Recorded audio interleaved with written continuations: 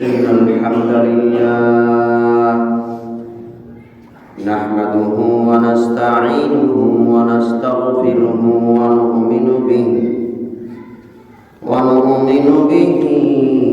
ونتوكل عليه ونعوذ بالله من شرور أنفسنا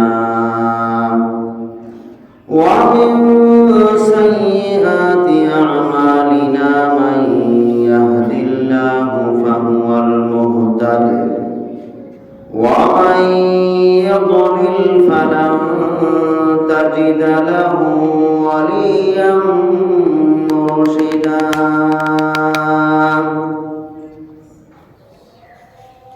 أشهد أن لا إله إلا الله وحده لا شريك له وأشهد أن محمدا عبده ورسوله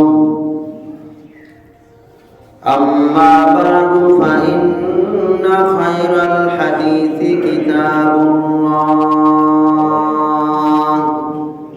وخير الهدي هدي محمد صلى الله عليه وسلم وشر الأمور محدثاتها وكل محدثة بدعة وكل بدعة ضلالة وكل ضلالة في النار أعوذ بالله من الشيطان الرجيم بسم الله الرحمن الرحيم قاف والقرآن المجيد بل عجبوا أن جاءهم منذر منهم فقال الكافرون هذا شيء عجيب أإذا متنا وكنا ترابا ذلك رجع بعيد قد علمنا ما تنقص الأرض منهم وعندنا كتاب حفيظ بعد أعوذ بالله من الشيطان الرجيم وأوحى ربك إلى النحل أن اتخذي من الجبال بيوتا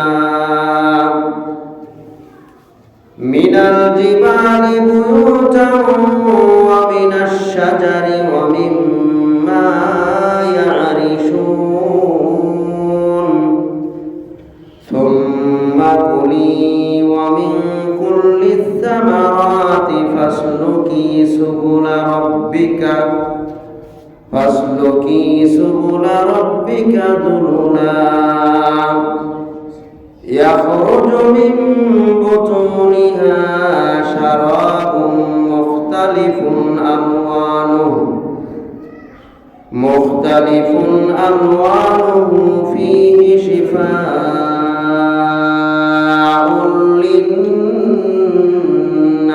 للناس إن في ذلك لآية لقوم يتفكرون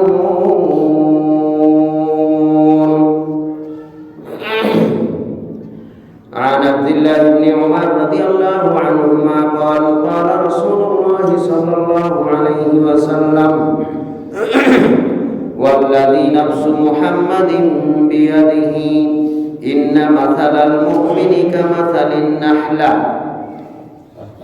أكلت طيبا ووضعت طيبا ووقعت فلم تكسر ولم تفسد رواه أحمد আল্লাহ সুবহানাহু ওয়া তাআলার অশেষ শুকরিয়া যে মহান রব্বুল আলামিন আমাদেরকে জুমার সালাত আদায়ের জন্য অল্প সংখ্যক মুসল্লি হলেও যথাসময়ে মসজিদে উপস্থিত হওয়ার তৌফিক দান করেছেন। আমরা সেই আল্লাহ সুবহানাহু ওয়া তাআলার শুকরিয়া আদায় করছি, আলহামদুলিল্লাহ। অতঃপর দরুদ সালাম বর্ষিত হোক বিশ্ব নবী সাইয়্যিদুল মুরসালিন খাতামান নবিয়্যিন নবী মুহাম্মদুর রাসূলুল্লাহ সাল্লাল্লাহু আলাইহি ওয়াসাল্লামের উপর। সম্মানিত উপস্থিতি, আজকের আলোচনার বিষয় হচ্ছে ঈমানদারদের এমন কিছু বৈশিষ্ট্য যেগুলি আল্লাহ সুবহানাহু ওয়া তাআলা একটি প্রাণীর মধ্যে, একটি পতঙ্গের মধ্যে রেখেছেন। সেটার নাম হচ্ছে মৌমাছি।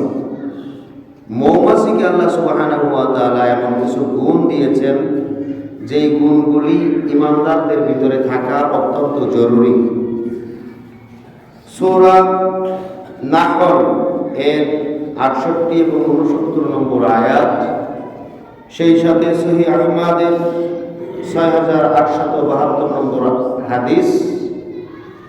এই আয়াত এবং এই হাদিসকে কেন্দ্র করে ঈমানদারদের সেই সকল বৈশিষ্ট্য নিয়ে কিছু আলোচনা রাখবো ইনশাআল্লাহ। ওয়া মা তৌফিক ইল্লা বিল্লাহ, আলাইহি তাওয়াক্কালতু ওয়া ইলাইহি উনীব। রব্বি ইশরাহ লি সাদরি ওয়া ইয়াসসির লি আমরি ওয়াহলুল উকদাতাম মিন লিসানি ইয়াফকাহু কওলি।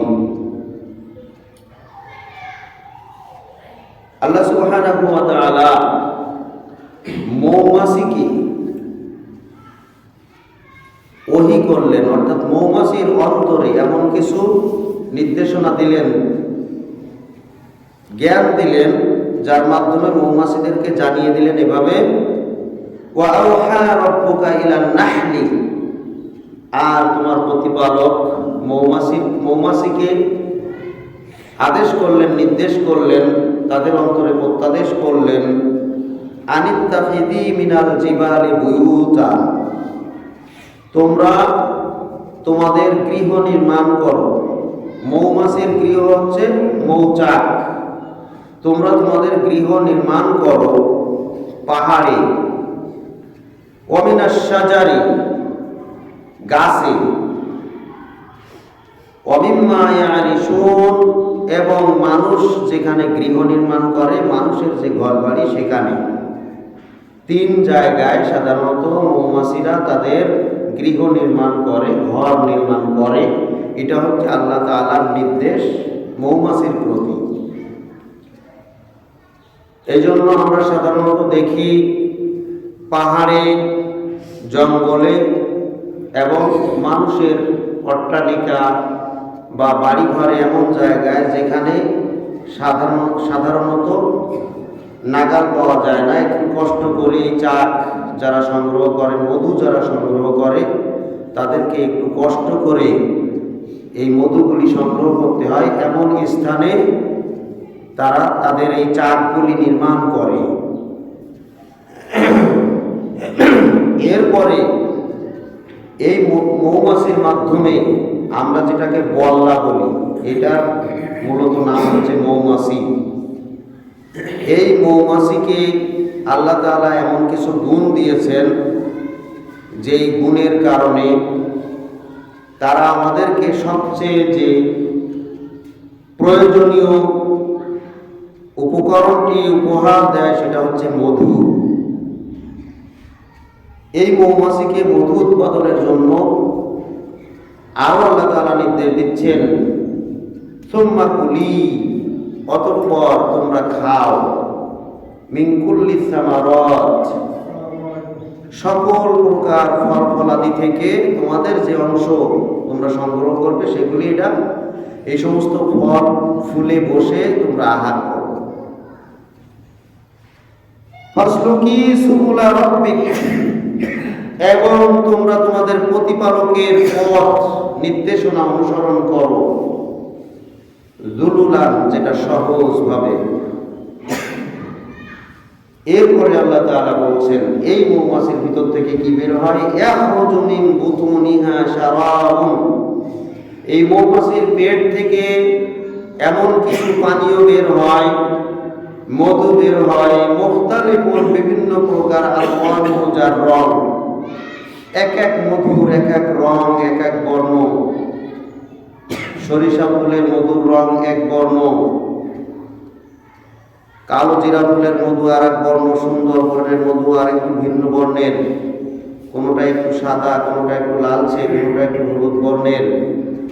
মুখতালিফুন আলওয়ানুহু, এই মৌমাছির মাধ্যমে তার পেট থেকে যে মধু বের হয় এটা বিভিন্ন প্রকারের, বিভিন্ন রঙের।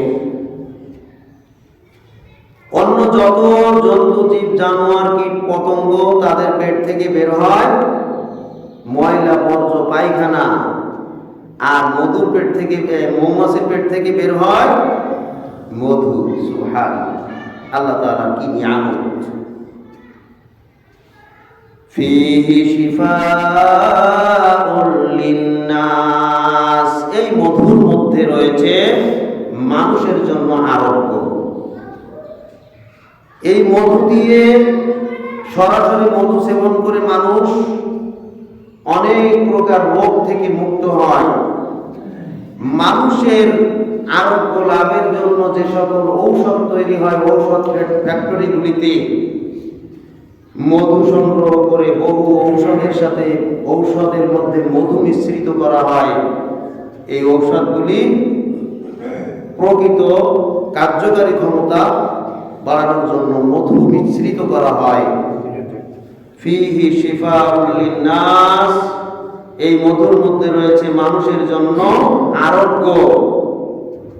ইন্না ফী যালিকা লাআয়াতিন লিকাওমিন ইয়াতাফাক্কারুন, নিশ্চয়ই এর মধ্যে রয়েছে যারা চিন্তাশীল, আল্লাহর সৃষ্টিকে নিয়ে যারা একটু চিন্তা ফিকির করে, আল্লাহকে নিয়ে, আল্লাহর ক্ষমতা, আল্লাহর শক্তিকে নিয়ে, আল্লাহর বিধানকে নিয়ে যারা একটু গবেষণা করে, তাদের জন্য রয়েছে নিদর্শন। তারা এর মধ্যে নিদর্শন খুঁজে পাবে যে আল্লাহ তাআলার সৃষ্টির রহস্য, সৃষ্টির নিদর্শন কত মহান, কত বিরাট, কত বড়।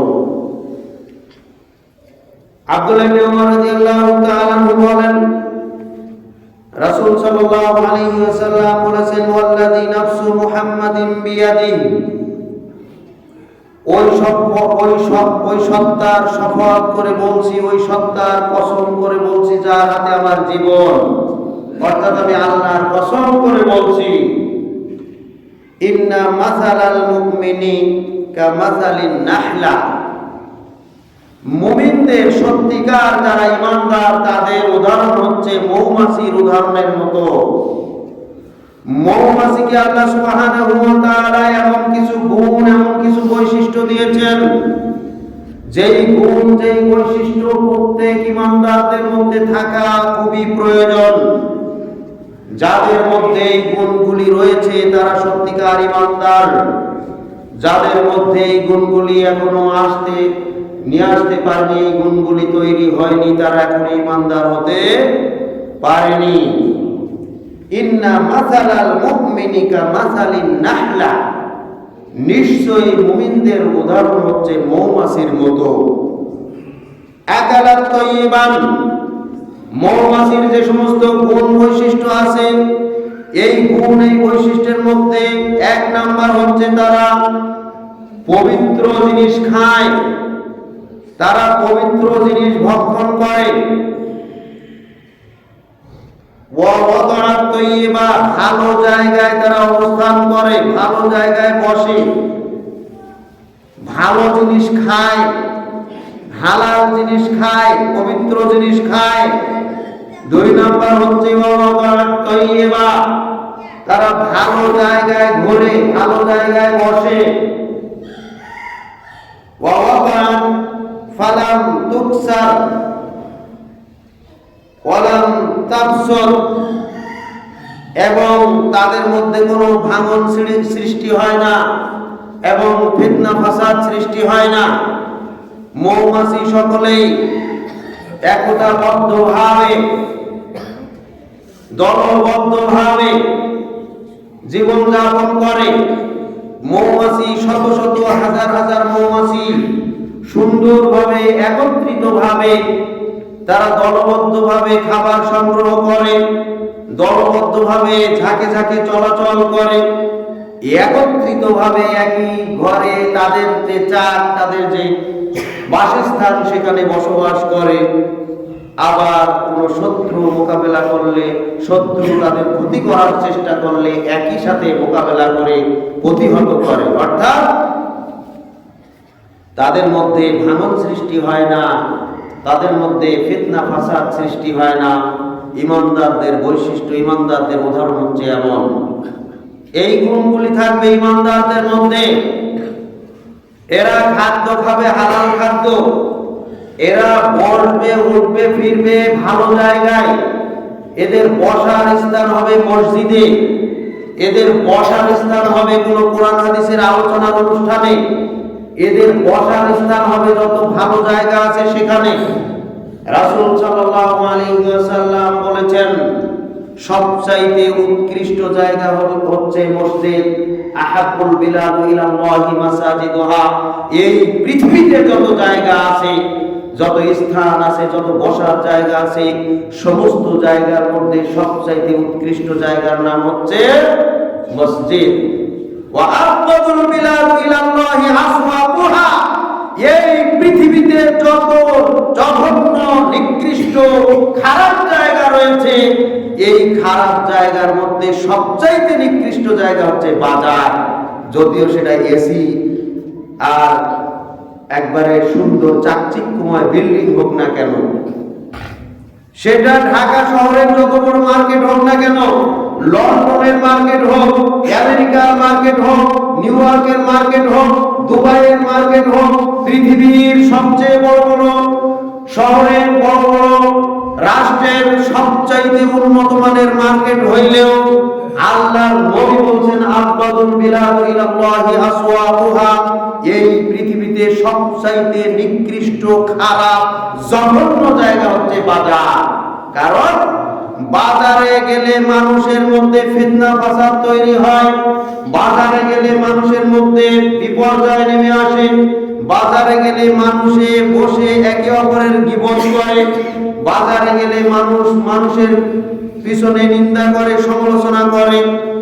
এই সকল কারণে বাজার হচ্ছে নিকৃষ্ট। বাজারের জায়গাটা নিকৃষ্টর কথা বলা হয়নি, বাজারে যে সমস্ত কাজ কর্ম সংগঠিত হয় এই কাজগুলি নিকৃষ্ট, এজন্য বাজারকে নিকৃষ্ট বলা হয়েছে। বলছিলাম মৌমাছির অবস্থান সব জায়গায়, সব সময় ভালো জায়গায় হয়, এরা কখনো খারাপ জায়গায় বসে না। মৌমাছি নিয়ে একজন গবেষক, বিজ্ঞানী, অস্ট্রিয়ান বিজ্ঞানী কার্ল ফন ফ্রিটস, তিনি গবেষণা করেছেন শুধুমাত্র মৌমাছির উপরে। গবেষণা করে সারা বিশ্ব থেকে যারা নোবেল বিজয়ী হয়েছে, তিনি তার মধ্যে একজন নোবেল বিজয়ী, শুধুমাত্র মৌমাছির উপরে গবেষণা করে। আমরা তো কখনোই কোরআনের এই সমস্ত আয়াত নিয়ে ভাবি না, কিন্তু একজন বিধর্মী বিজ্ঞানী, যারা ইসলাম সম্পর্কে কিছুই বোঝে না, কিন্তু মৌমাছি নিয়ে গবেষণা করে নোবেল পুরস্কার পেয়েছে। তার গবেষণা থেকে কিছু কিছু বিষয় উঠে এসেছে, যেইগুলি কোরআন হাদিসে মৌমাছি সম্পর্কে যে বিবরণ বর্ণনা, তার ব্যাখ্যা হিসাবে আমরা গ্রহণ করে নিতে পারি। যে তার গবেষণায় এগুলি স্পষ্ট করে দিয়ে গেছেন মৌমাছি থেকে তাদের মধ্যে কি কি গুণ, কি কি বৈশিষ্ট্য রয়েছে। এক নাম্বার হচ্ছে, তারা কখনো, আল্লাহ তাআলা বলেছেন তারা পবিত্র খাবার গ্রহণ করে। এই গবেষক গবেষণা করে দেখেছেন যে মৌমাছি কখনো খারাপ জায়গায় বসে না, কোনো সময় অপবিত্র জিনিস খায় না, যেটা আল্লাহ তাআলা ঈমানদারদেরকে নির্দেশ করেছেন। কুলু ওয়াশরাবু, তোমরা খাও এবং পান করো।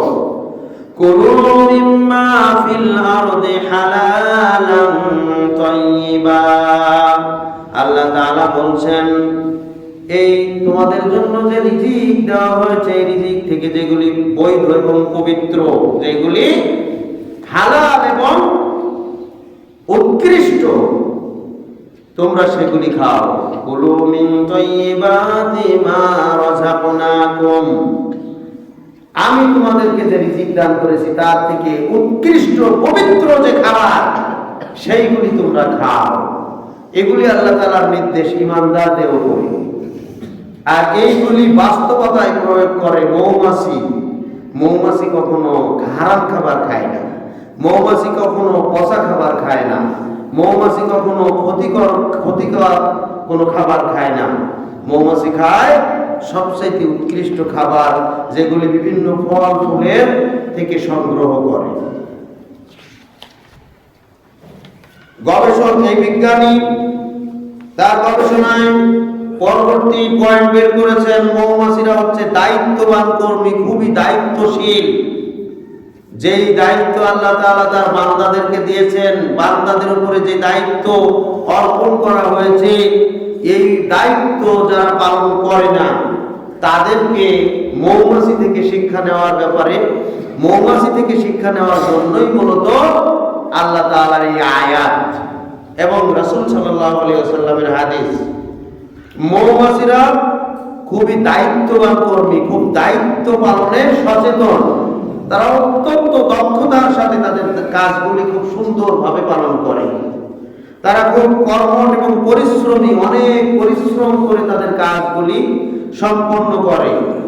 তাদের যে চাক, তাদের যে বাসা, এই বাসার দিকে দেখলেই বোঝা যায়, বড় একটা চাক যখন দেখি আমরা, ওটাই বুঝে নিতে হবে ওটাই একটা ওদের রাষ্ট্র। যেমন ভাবে আমাদের বাংলাদেশ একটা রাষ্ট্র, প্রত্যেকটা মৌচাক মৌমাছিদের জন্য এক একটা রাষ্ট্র। আমাদের এই দেশ কিভাবে আমরা পরিচালনা করব, মৌমাছি থেকে আমরা শিক্ষা নিতে পারি। মৌমাছিরা তাদের এই চাকটাকে সুন্দরভাবে তৈরি করা থেকে শুরু করে যা কিছু করা প্রয়োজন, এগুলি অত্যন্ত দক্ষতার সাথে করে থাকে। এক নাম্বার, তারা এই চাকটাকে সংরক্ষণ করার জন্য কিছু নিরাপত্তা কর্মী, কিছু বাহিনীদেরকে দায়িত্ব দেয়। এদের কাজ শুধুমাত্র এই চাকটাকে, এই মৌমাছির বাসস্থানটাকে সংরক্ষণ করা, এদের অন্য কোনো কাজ নাই। যেমন আমাদের এই দেশটাকে রক্ষা করার জন্য চতুর সাইডে বর্ডার গার্ড নিযুক্ত করা হয়েছে। এদের কাজ হচ্ছে সীমানা পাহারা দেওয়া এবং এক দেশ থেকে আরেক দেশে অবৈধভাবে কোনো কিছু যেন আদান প্রদান না হয়, আসা যাওয়া না করতে পারে, এটার জন্য তাদের দায়িত্ব পালন করা। মৌমাছি ঠিক তেমনি তাদের এই দেশটাকে, তাদের এই রাষ্ট্রটাকে, তাদের এই বাসস্থানটাকে রক্ষা করার জন্য কিছু দায়িত্ববান বর্ডার গার্ড, কিছু নিরাপত্তা কর্মী নিযুক্ত করে। 2 নাম্বার, তারা যখন এই গৃহ নির্মাণ করে, নির্মাণ করার পরে সেখানে ডিম দেয়, বাচ্চা দেয়। এই বাচ্চাদেরকে লালন পালন করার জন্য আবার কিছু কর্মী আলাদাভাবে দায়িত্ব দেওয়া হয়। এদের অন্য কোনো কাজ নাই, এদের কাজ হচ্ছে এদের বাচ্চাগুলি লালন পালন করা, বড় করা। 3 নম্বর, বাসা তৈরির আগে, বাসা তৈরি করার জন্য কিছু মৌমাছিকে আলাদা দায়িত্ব দেওয়া হয়। বাসা নির্মাণ করার জন্য কিছু দায়িত্বশীল নিযুক্ত করা হয়। আবার বাসা নির্মাণের জন্য যে মোম দরকার, এগুলি বিভিন্ন গাছের একটা সাদা অংশ, এটা আবার সংগ্রহ করতে হয় দূর দূরান্ত থেকে। সংগ্রহ করার জন্য আবার কিছু মৌমাছি নিযুক্ত করে, কিছু মৌমাছিকে দায়িত্ব দেওয়া হয়। ওদের কাজ হচ্ছে শুধু মোম সংগ্রহ করা। আর এই মোম সংগ্রহ করে নিয়ে আসলে কিছু আছে তারা শুধু এটাকে সুন্দরভাবে স্থাপন করবে। যে চাক নির্মাণ করা হয়, মৌচাক, এই যে মোমগুলি এমন ভাবে তৈরি করা হয় তৈরির প্রত্যেকটা ছিদ্র আমরা দেখি, এই ছিদ্রকে নিয়ে যদি আমরা গবেষণা করি তাহলে দেখতে পাবো প্রত্যেকটা ছিদ্রের মধ্যে 6টি করে কোণা আছে। এই কোণাগুলি এমন ভাবে স্থাপন করা হয়েছে, পুরা চাকটাকে এমন ভাবে সাজানো হয়েছে, এই কোণগুলি এই ছিদ্রগুলো যদি 6 কোণ বিশিষ্ট না হতো তাহলে কখনো এটা এভাবে মেলানো সম্ভব ছিল না। আল্লাহ তাআলা তাদের মধ্যে কত সুন্দর জ্ঞান দিয়েছেন। এভাবে চাকটাকে তৈরি করে, প্রত্যেকটা ছিদ্রের 6টি করে কোণ আছে। এভাবে এই কোণ বিশিষ্ট ঘর কক্ষ নির্মাণ করে তাদের চাকটাকে সাজায়, পুরো চাকটাকে সাজানোর জন্য একটা বাহিনী আছে।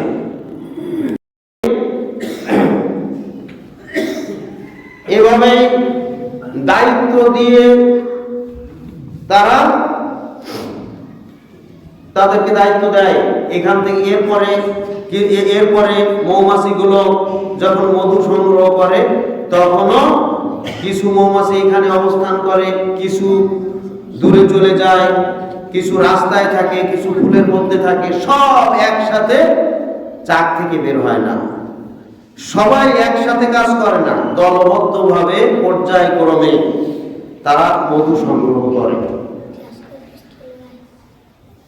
তারা হচ্ছে আমানতদার, আমানতের সংরক্ষণকারী। তাদের উপরে প্রদত্ত যে দায়িত্বগুলি দেওয়া হয় তাদের মূল দায়িত্বশীল হচ্ছে একজন রানী মাছি। এই রানী মাছি সে নির্দেশনা দেয়, যারা কর্মী তারা শুধু রানী মাছির নির্দেশনা ফলো করে এবং এই নির্দেশনা মানার ক্ষেত্রে তারা কোনো আমানতের খেয়ানত করে না।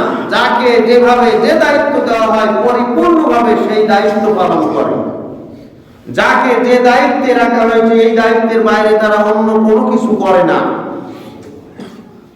যাদেরকে মধু সংগ্রহ করার জন্য বনে জঙ্গলে বিভিন্ন জায়গায় পাঠানো হয়, তারা দূর দূরান্তে তাদের এই বাসস্থান থেকে 5, 7, 10, 12 কিলোমিটার পর্যন্ত দূরে চলে যায়।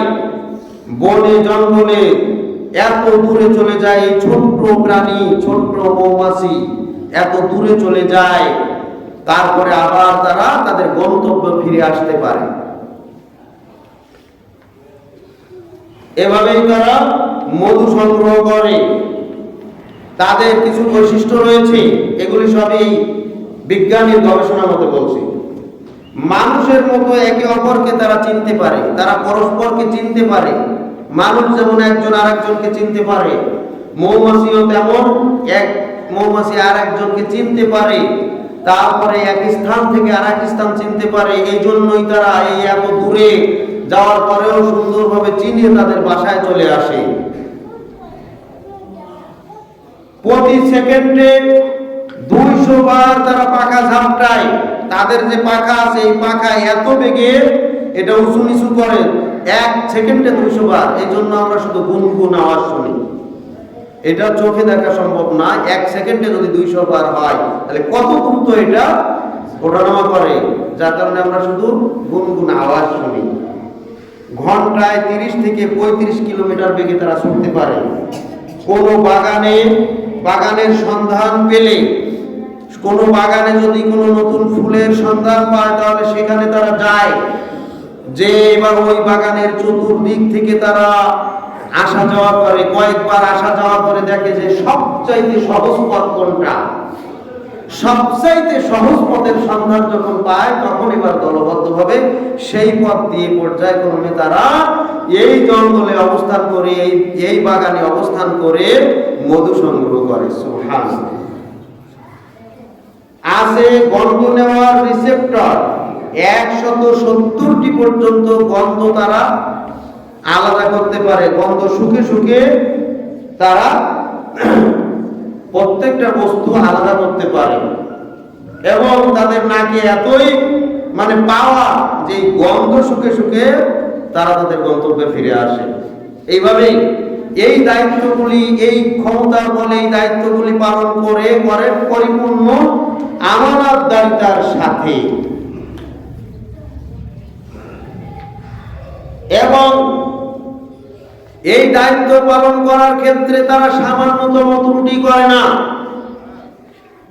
এবং তারা এত ব্যস্ততার সাথে কাজ করে যে সামান্যতম সময়কে তারা অবমূল্যায়ন করে না। ছোটবেলায় একটা কবিতায় পড়েছিলাম, মৌমাছি মৌমাছি কোথা যাও নাসি নাসি দাঁড়াও না একবার ভাই। তখন মৌমাছি বলে, ওই ফুল ফোটে বনে যাই মধু আহরণে দাঁড়াবার সময় তো নাই। মৌমাছির দাঁড়ানোর সময় নাই, সে কাজে ব্যস্ত, কাজে ব্যস্ত। তার যে দায়িত্ব, এই দায়িত্ব পালনে সে এত সচেতন যে তার দাঁড়াবার সময় নেই, মানুষের কথা শোনার সময় নেই, অন্য কোনো বন্ধু বান্ধবদের সাথে আড্ডা দেওয়ার সময় নেই, অন্য কোনো বন্ধু বান্ধবদের সাথে বসে এই অযথা গল্প করার সময় নেই। তার যে দায়িত্ব, তার যে কাজ, এই কাজের জন্য ছুটে যাচ্ছে। তার কাজ হচ্ছে শুধু ছোটা, শুধু ছোটা। এর নাম হচ্ছে দায়িত্ব পালন। এভাবেই সে দায়িত্ব পালন করে। মৌমাছির মধ্যে কখনো দ্বিমুখী আচরণ পাওয়া যায় না, একমুখী আচরণ। মাছির মধ্যে দ্বিমুখী আচরণ পাওয়া যায়, মৌমাছির মধ্যে কখনো দ্বিমুখী আচরণ পাওয়া যায় না। এই জন্য মৌমাছি শুধু ভালো জায়গায় যায়, ভালো ফুলে বসে, ভালো ফলে যায়, ভালো জায়গায় যায়, কখনো খারাপ জায়গায় যায় না, কখনো টয়লেটে বসে না, কখনো দুর্গন্ধ জায়গায় বসে না, কখনো পচা জায়গায় বসে না। আবার দেখি আমাদের মাঝে আর একটা প্রাণী আছে, তার নাম হচ্ছে মাছি। এই মাছি ভালো জায়গায়ও যায়, খারাপ জায়গায়ও যায়। তার মানে মাছির মধ্যে দ্বিমুখী নীতি আছে, মৌমাছির মধ্যে দ্বিমুখী নীতি নাই। ইমানদার, তার ইমানদারেরা হচ্ছে মৌমাছি, এদের মধ্যে দ্বিমুখী আচরণ থাকবে না। এরা ভালো জায়গায় অবস্থান করবে, খারাপ জায়গায় অবস্থান করবে না। যারা খারাপ জায়গায়ও যায়, ভালো জায়গায়ও যায়, মসজিদে সালাত আদায় করে আবার গানের আসরে যায়, মসজিদে সালাত আদায় করে আবার খারাপ দৃশ্য দেখে, মসজিদে সালাত আদায় করে মাহফিলে আর কোরআন হাদিসের আলোচনা শোনে, আবার খারাপ কাজের সাথে জড়িত থাকে। এরা হচ্ছে দ্বিমুখী নীতির অধিকারী। মৌমাছি একমুখী নীতির অধিকারী, আর মাছি হচ্ছে দ্বিমুখী নীতির অধিকারী। তাই তো যখন আপনি সুন্দর সুন্দর খাবার আপনার ঘরে রেখে দেন, খাবারটা যদি আলগা থাকে তাহলে মাছি এসে বসে। এই মাছি যদি খাবারে বসে তাহলে কেউ কি আমরা পছন্দ করি? মাছি যদি খাবারে বসে তাহলে আমরা কেউ সেটা পছন্দ করি না। কারণ সকলেই জানি যে মাছি অবশ্যই খারাপ জায়গায় থেকে এসেছে, হয়তো বাথরুম থেকে এসেছে, হয়তো বাথরুম থেকে, টয়লেট থেকে এসেছে, নোংরা জায়গা থেকে এসেছে। এখন যদি আমার ভাতের উপরে, তরকারির উপরে বসে তাহলে জীবাণু ছড়াবে। এই জন্য মাছিটাকে কেউ পছন্দ করে না। আবার দেখেন যখন মধু সংগ্রহ করতে যান, মৌমাছি মধুর মধ্যেই রয়েছে, মৌমাছিটা সুন্দরভাবে ফেলে দিচ্ছেন, আবার ওই মাছি ওই মধু খাচ্ছেন। ভিতরে কোনো আপনার সংকীর্ণতা কাজ করছে না, ঘৃণা কাজ করছে না। কারণ আপনি জানেন যে এতে কোনো জীবাণু নাই, এতে কোনো স্বাস্থ্যের ক্ষতি হবে না। তার মানে কি, মৌমাছি কখনো মৌমাছির মধ্যে দ্বিমুখী কিছু পাওয়া যায় না, একমুখী। সে ভালো জায়গায় অবস্থান করে, তার পেট থেকে ভালো জিনিস বের হয়। এই জন্য মৌমাছিকে কেউ এইভাবে পিটায় না। মৌমাছি যখন ঘরের মধ্যে আসে তখন সুন্দরভাবে কেউ তাকে ওই ঝাড়ু নিয়ে পিটাপিটি করে না, তাকে মারার চেষ্টা করে না, বরং জানালা খুলে দেয়, সে চলে যায়। আর মাছি যদি ঘরের ভিতরে থাকে, বিষ প্রয়োগ করে মারতে চায়, কমপক্ষে ঝাড়ু দিয়ে, জুতা দিয়ে হলেও মাছি, কমপক্ষে হাতের থাপড় দিয়ে হলেও মাছিটাকে থাপড়ানোর চেষ্টা করে। কারণ মাছিকে কেউ পছন্দ করে না। এটাই হচ্ছে মুমিন এবং মুনাফিকের উদাহরণ, ঈমানদার এবং মুনাফিকের উদাহরণ। মুনাফিকরা সব সময় দ্বিমুখী নীতির মধ্যে থাকে, আর মুমিনেরা একমুখী নীতির মধ্যে থাকে। মুমিনেরা ভালোর মধ্যে থাকে, আর মুনাফিকেরা ভালো খারাপ উভয়ের মধ্যে থাকে। এজন্য মুনাফিকেরা পৃথিবীতে মানুষের কাছে ঘৃণিত অবস্থায় বেঁচে থাকে, কোনো মানুষের কাছে ভালো হতে পারে না। মানুষের কাছে নয়, শুধু পুরো সৃষ্টি জগতের কাছে মুনাফিকরা হচ্ছে সবচাইতে নিকৃষ্ট। মৃত্যুর সময়ও এই মুনাফিকরা নিকৃষ্ট, কষ্ট নিয়ে মারা যাবে। পরকালেও মুনাফিকদেরকে সবচাইতে কঠিন শাস্তি দেওয়া হবে, নাউযুবিল্লাহ। এটা হচ্ছে শুধুমাত্র দ্বিমুখী নীতির কারণে। যারা ভালোর মধ্যেও রয়েছে, খারাপের মধ্যেও রয়েছে, সবার সাথে সমানভাবে চলে, এদের শাস্তি সবচেয়ে বেশি। এরাই হচ্ছে মুনাফিক, নাউযুবিল্লাহ। আল্লাহ তাআলা বলেন, ওয়ালাউ তারা ইয ইয়াতাওয়াফফাল্লাযীনা কাফারুল মালাঈকাতু ইয়ারিফুনা ইয়াদরিবুনা উজুহাহুম ওয়া আদবারহুম। হে নবী, আপনি যদি দেখতেন যখন কোন কাফের মুনাফিক মৃত্যুবরণ করে, মৃত্যুর সময় যখন এসে যায়, তখন মালাইকাতু মৃত্যুর ফেরেশতা তার সামনে উপস্থিত হয়ে যায়। ইয়াদরিবুনা উজুহাহুম, এরপরে এসেই তাকে পিটানো শুরু করে দেয়। নাউযুবিল্লাহ। ইয়াদরিবুনা উজুহাহুম, তার মুখের উপরে চড় মারতে থাকে, পিটাতে থাকে। ওয়াদবারহুম, তার পিঠের উপরে মারতে থাকে, এভাবে মারতে থাকে আর বলতে থাকে, ওয়াযুকু আযাবাল হারিক, নিকৃষ্ট এই শাস্তি আস্বাদন করতে থাক। তোর যে কর্মকাণ্ড, নিকৃষ্ট কর্মকাণ্ড, তুই ভালো খারাপ সবকিছুর মধ্যেই থাকিস, জেনে বুঝে, ভালো জেনে খারাপ জেনেও তুই খারাপকে ছাড়তে পারিস নাই। ভালোর মধ্যে ছিলি, আবার খারাপের মধ্যেও ছিলি, এই দ্বিমুখী নীতি তোরে সাইজ করতেছি বলেই তাকে পিটানো শুরু করে দেয়। নাউযুবিল্লাহ। এটা হচ্ছে মৃত্যুর সময়। আবার একজন ইমানদার ব্যক্তি যখন মৃত্যুর সময় এসে যায়, তখন মৃত্যুর ফেরেশতা তার সামনে উপস্থিত হওয়ার আগে সে চিন্তিত থাকে। আল্লাহ তাআলা বলছেন, আল্লাযীনা তাতাওয়াফফাহুমুল মালাঈকাতু তাইয়্যিবিনা ইয়াকুলুনা সালাম।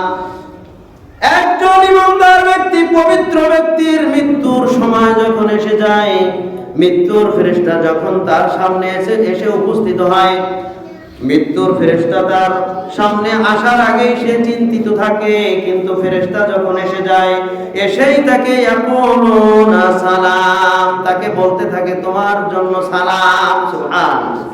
তাকে সালাম দেয়। একজন ব্যক্তি কারো ভয় যদি তার অন্তরে থাকে, একজন ব্যক্তির যদি ডাকাতের ভয় থাকে, চোরের ভয় থাকে, সন্ত্রাসের ভয় থাকে, যে কথা বলছেন কেন, এটা খুতবা চলছে, খুতবার ভিতরে কথা কেন, যত কথা বাইরে বলে আসেন, এটা কি নামাজের মতো, নামাজের মধ্যে গল্প করেন নাকি? তাহলে আল্লাহ তাআলা বলছেন যে ইমানদার ব্যক্তির নিকটে যখন ইমানদার যখন টেনশনে থাকে, চিন্তায় থাকে, তখন ফেরেশতা, মৃত্যুর ফেরেশতা তার সাথে তার সামনে এসেই তাকে সালাম দেয়। সুবহানাল্লাহ। সালাম দেওয়ার সাথে সাথে একজন ব্যক্তি যার ভয় করছিল, রাস্তায় চলার জন্য ডাকাতের ভয় রয়েছে, ছিনতাইকারীর ভয় রয়েছে, হঠাৎ করে তার মনে হলো ওই যে অন্ধকার রাত্রিতে আমি যাচ্ছি, আমার কাছে টাকা পয়সা রয়েছে, স্বর্ণ গহনা রয়েছে, এখন যদি কোনো ছিনতাইকারী এসে যায় তাহলে তো আমার কাছ থেকে সব কিছু ছিনতাই করে নিয়ে যাবে, আমাকে মেরেও ফেলতে পারে। এই ভয়ে ভয়ে পথ চলছে, এমন অবস্থায় বুঝতে পারলো যে এই যে সামনে কিছু লোকের আনাগোনা বোঝা যায়, চিন্তা, টেনশন আরো বেড়ে গেছে। তার টেনশনে, চিন্তায় আস্তে আস্তে সামনে অগ্রসর হয়, সামনে অগ্রসর হয়, চিন্তা আরো বেড়ে যায়। কিন্তু যখন এই লোকদের কাছাকাছি হয়, তখন ওই লোকগুলি তাকে বলে, আসসালামু আলাইকুম ওয়া রাহমাতুল্লাহ। সুবহানাল্লাহ। এই সালাম যদি দেয় তাহলে এই লোকের ভিতর থেকে আর কোনো ভয় থাকবে? সে চিন্তা করবে আমার সামনে যত বিপদ থাক না কেন, তত এই যে লোকগুলি রয়েছে, এই লোকগুলি আমার কোনো ক্ষতি করবে না, কারণ আমাকে সালাম দিচ্ছে। যারা সালাম দেয় তারা কখনো মানুষের খারাপ চায় না। সুবহানাল্লাহ। যারা সালাম বিনিময় করে, বেশি বেশি সালাম দেয়, মানুষকে সালাম দেয়, সবাই বোঝে এই লোকটা ভালো, এই লোকটাকে কেউ খারাপ বিবেচনা করে না। ফেরেশতা যখন, মৃত্যুর ফেরেশতা যখন তার সামনে এসে উপস্থিত হবে, তখন এসেই তাকে সালাম বিনিময় করবে, সালাম দিবে, তখন ওই ইমানদার ব্যক্তির ভিতর থেকে সমস্ত টেনশন, চিন্তা দূর হয়ে যাবে। সুবহানাল্লাহ। তার ভিতর থেকে সমস্ত ভয় সংকোচ দূর হয়ে যাবে। অন্তত আমার কাছে আল্লাহ তাআলা একজন ফেরেশতা পাঠিয়েছেন, যে ফেরেশতা পাঠিয়েছেন এ আমার সাথে দুর্ব্যবহার করবে না। সুবহানাল্লাহ। সম্মানিত উপস্থিতি, বলছিলাম মাছি এবং মৌমাছির কথা। মাছি এ হচ্ছে দ্বিমুখী আচরণের, যার কারণে কেউ তাকে সহ্য করতে পারে না। গায়ে যদি বসে থাপড় দিয়ে তাকে মারার চেষ্টা করে, খাদ্যে যদি বসে তাকে সেখান থেকে মেরে তাকে সরানোর চেষ্টা করে, সবাই তাকে থাপড়ানোর চেষ্টা করে, কিন্তু মৌমাছিকে কেউ মারে না, কারণ মৌমাছি খারাপ জায়গা থেকে আসে না।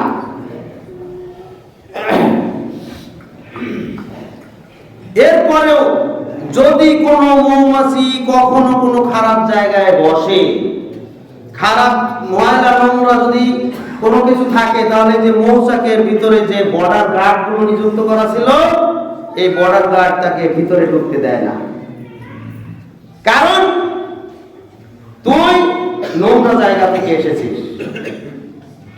এই বিজ্ঞানী বলছেন মৌমাছি শত শত হাজার হাজার লক্ষ লক্ষ মৌমাছির মধ্যে নোংরা ময়লা কোনো কিছু তাদের মধ্যে পাওয়া যায় নাই, কারণ তারা কখনো খারাপ জায়গায় যায় না। তারপরেও অসংখ্য মৌমাছির মধ্য থেকে একটা দুইটা মৌমাছি হঠাৎ করে যদি নোংরা অবস্থায় আসে, তাহলে বুঝতে হবে সে তার পথ ভুল করেছে, সে ভুল করে ফেলেছে, সে ভুল করে এই নোংরা জায়গায় গিয়েছে। ভুল যদি করে ফেলে, তার পথ যদি হারিয়ে ফেলে, তাহলে একে আর রক্ষা নাই। সে যখন তার এই বাসস্থানে ঢোকার চেষ্টা করে, তখন ওই যে প্রহরীরা রয়েছে, প্রহরী দায়িত্বে যারা রয়েছে, বর্ডার গার্ড রয়েছে, তারা ভিতরে ঢুকতে দেয় না। এরপরেও যদি ঢোকার চেষ্টা করে, তাহলে তাকে হুল ফুটিয়ে আক্রমণ করে তাকে মেরে ফেলে দেয়। এটা হচ্ছে একটা ইসলামী রাষ্ট্রকে সুন্দরভাবে পরিচালনার জন্য, একটা সমাজকে সুন্দরভাবে পরিচালনার জন্য, একটা দেশকে সুন্দরভাবে পরিচালনার জন্য আল্লাহর পক্ষ থেকে এভাবে মৌমাছির মাধ্যমে ঈমানদারদেরকে শিক্ষা দিয়েছেন। সুবহানাল্লাহ।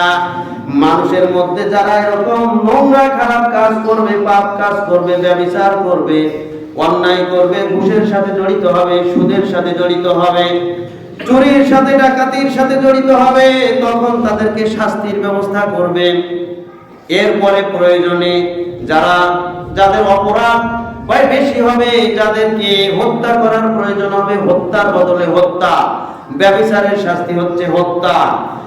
এরকম জঘন্য শাস্তি যারা করবে, যে শাস্তি যোগ্য অপরাধী যারা হবে, তাদেরকে হত্যা করে ফেলা হবে। এভাবে করলে কি হবে? এই রাষ্ট্রটা সুন্দরভাবে চলবে, এই সমাজটা সুন্দরভাবে চলবে। মৌমাছি কখনো তার চাকের ভিতরে ময়লাযুক্ত খারাপ মৌমাছিকে ঢুকতে দেয় না। জোর করে ঢোকার চেষ্টা করলে তাকে মেরে ফেলে দেয়। হয় তুই মরবি, না হলে এখান থেকে চলে যা, যেখানে যাস, যেখানে তোর স্থান সেখানে যা, আমাদের এই বাসস্থানে তোর জায়গা নাই। তাহলে পাপের পাপ অনুপাতে তার শাস্তি, কোন পাপে তাকে সমাজ থেকে আলাদা করে রাখতে হবে, এই সমাজে তুই আর ঢুকতে পারবি না। আবার কোন পাপ আরো মাত্রা অতিরিক্ত, এর শাস্তি হচ্ছে হত্যা। সম্মানিত উপস্থিতি, এগুলি আল্লাহ তাআলা মৌমাছির মধ্যে এই গুণগুলি দিয়েছেন, যেগুলি আমাদের জন্য শিক্ষা। এরপরে মৌমাছিরা তাদের নেতার অনুসরণ করে। মুসলিমরা তাদের নেতার অনুসারী হবে। নেতার অনুসারী হওয়ার জন্য প্রথম শর্ত হচ্ছে তাকে জ্ঞান অর্জন করতে হবে। মৌমাছির মধ্যে আছে জ্ঞান, তার আছে এমন কিছু বুদ্ধি, তীক্ষ্ণ বুদ্ধি, যার কারণে তার কর্মকে সুন্দরভাবে করে।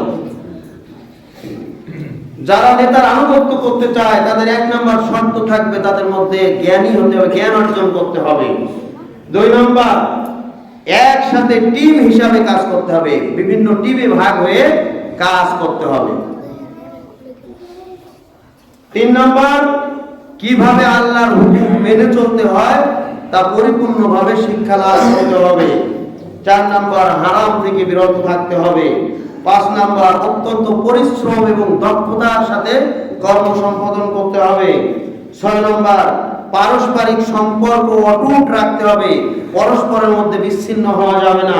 7 নাম্বার, সমাজ সম্পর্কে বিভিন্নভাবে সচেতন থাকতে হবে। সমাজে কোনো নোংরা খারাপি করার সুযোগ দেওয়া যাবে না। এভাবেই মুসলিমরা যদি দায়িত্ব পালন করে একজন নেতার অধীনে, নেতার আনুগত্যের মাধ্যমে, তাহলে একটা সমাজ অবশ্যই সুন্দর সমাজে পরিণত হবে ইনশাআল্লাহ।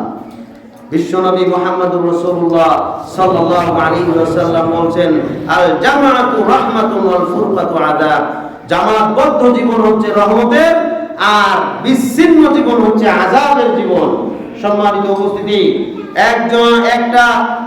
একটা লাঠি সহজে ভাঙা যায়, কিন্তু কয়েকটা লাঠি যদি একত্রিতভাবে বাঁধা হয় তাহলে এটা আর ভাঙা সম্ভব হয় না।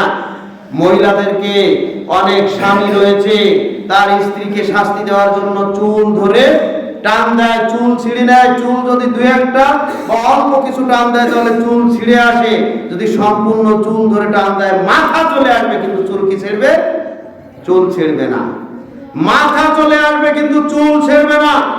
মুসলিমদেরকে জামাতবদ্ধ ঐক্যবদ্ধভাবে থাকতে হবে, তাহলে এই ঐক্যবদ্ধ জামাতকে কেউ ভাঙন সৃষ্টি করতে পারবে না এবং এদেরকে বিপদগামী করতে পারবে না। এটা হচ্ছে জামাতের শিক্ষা। এরপরে মৌমাছির আরো গুণ বৈশিষ্ট্য হচ্ছে, সময় শেষ। গুণ বৈশিষ্ট্য হচ্ছে মৌমাছি কখনো কারো কোনো ক্ষতি করে না। যখন সে মধু সংগ্রহ করতে যায় তখন দেখে যে কোন ফুল থেকে কতটুকু পরিমাণ মধু নিলে সেই ফুলের কোনো ক্ষতি হবে না, সেই ফলের কোনো ক্ষতি হবে না, সেই দিকে বিবেচনা করে সে মধু সংগ্রহ করে, সে কারো ক্ষতি করে না। একজন মুসলিম আর একজন মুসলিমকে কখনো কারো ক্ষতি করবে না। আবু সাঈদ খুদরি রাদিয়াল্লাহু তাআলা বলেন, রাসূল সাল্লাল্লাহু আলাইহি ওয়াসাল্লাম বলেছেন,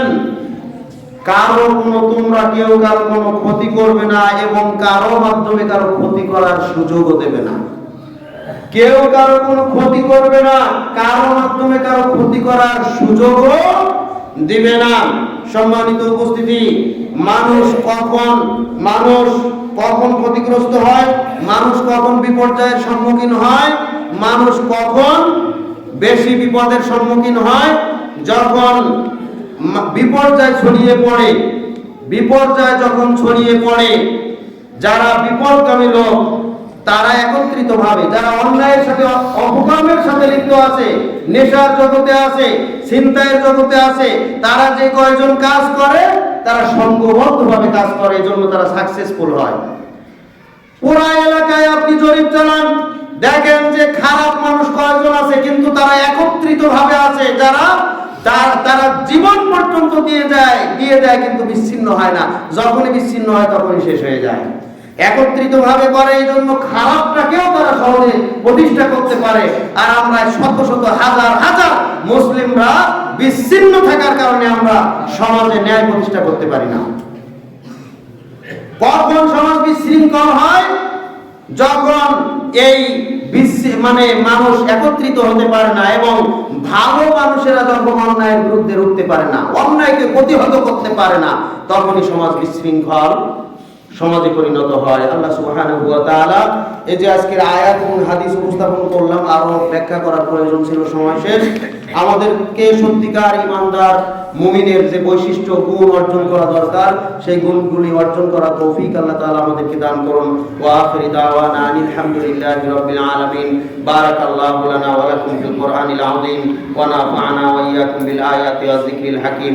ফা ইন্নাহু তাআলা জাওয়াদুন কারীমুন মালিকুন ওয়া রাউফুর।